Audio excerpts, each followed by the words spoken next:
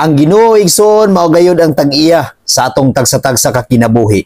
Siya gayud ang tag-iya sa atong lawas tungod kay siya ang naghulma kanato sa sabakan sa atong inahan. Salmo 139 bersikulo 13 hangtod sa 14.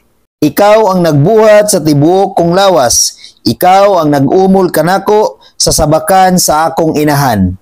Sa 14, gidaig ko ikaw kay angay ka mang kahadlukan. Katingalahan o kahibulungan ang tanan mong gibuhat og nasayod gayud ako niini.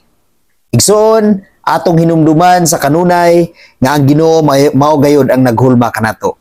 Atong hinumduman sa kanunay igsoon nga ang Ginoo mao gayud ang nag-umol sa atong lawas nganong anaa ka igsoon pinaagi sa Ginoo. Pinaagi sa gahom sa Ginoo.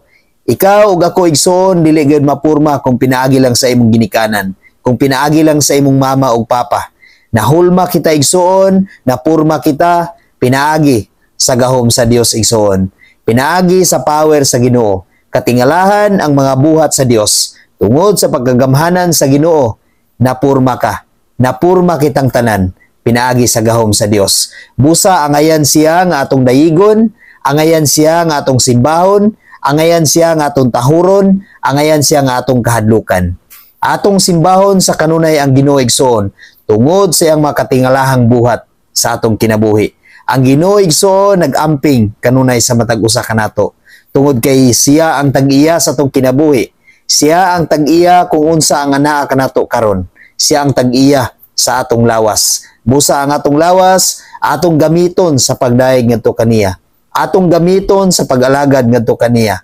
Kita sa kanunay magtahod sa Ginoo. Likaya nato ang mga butang nga dili makapahimuot sa Dios. Likaya nato ang mga butang nga sukwahi sa iyang kabubuton.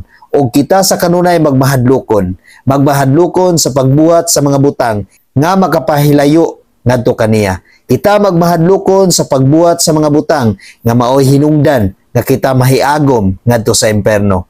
Nga kita matambog ngadto sa kalayo nga wala gayoy pagkapalong.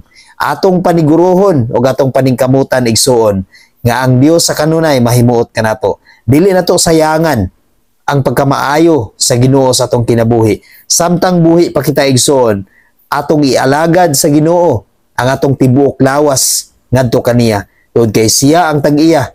Iya sa Dios ang atong lawas. Dili kini atuwa igsuon kun dili iya kini sa Ginoo. Nag-ingon ang iyang pulo nga siya gayud ang naghulma kanato. Siya ang nag-umol kanato gikan sa sabakan sa atong inahan. Busa sa kanunay igsoon, angay gayud nato nga masabtan.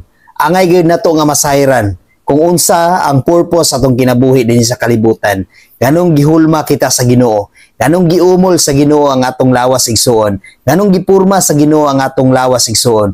Tungod kay adunay purpose ang Ginoo sa atong kinabuhi. Adunay maayong tuyo ang Ginoo sa atong kinabuhi igsoon. Ganong hangtod karon naapata. Ganong gibuhi kita sa Dios, ganong gipurma kita sa Dios, naay dakong tuyo ang Ginoo sa matag usa kanato.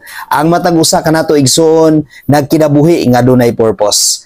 Kana nga purpose mao na ang purpose sa Ginoo sa atong kinabuhi. Wala ta nagkinabuhi dinhi sa kalibutan igsoon pinaagi sa atong purpose nga sa ato ang kaugalingon. Kun dili nagkinabuhi kita pinaagi sa purpose sa Ginoo. Adunay katuyuan ang Dios sa atong kinabuhi sa matag usa kanato. Busa igsoon ato gayong hinumduman sa kanunay ang makahibulungang gibuhat sa Ginoo sa atong kinabuhi. Ang pagkamaayo ug ang pagkagamhanan sa Ginoo sa atong kinabuhi. Kita magtahod sa kanunay sa Ginoo o kita magmahadlukon sa kanunay sa pagbuhat og dili maayo. O sa kanunay wala kitay laing ngalan nga ipataas kundi ang ngalan lang gayud sa Ginoo.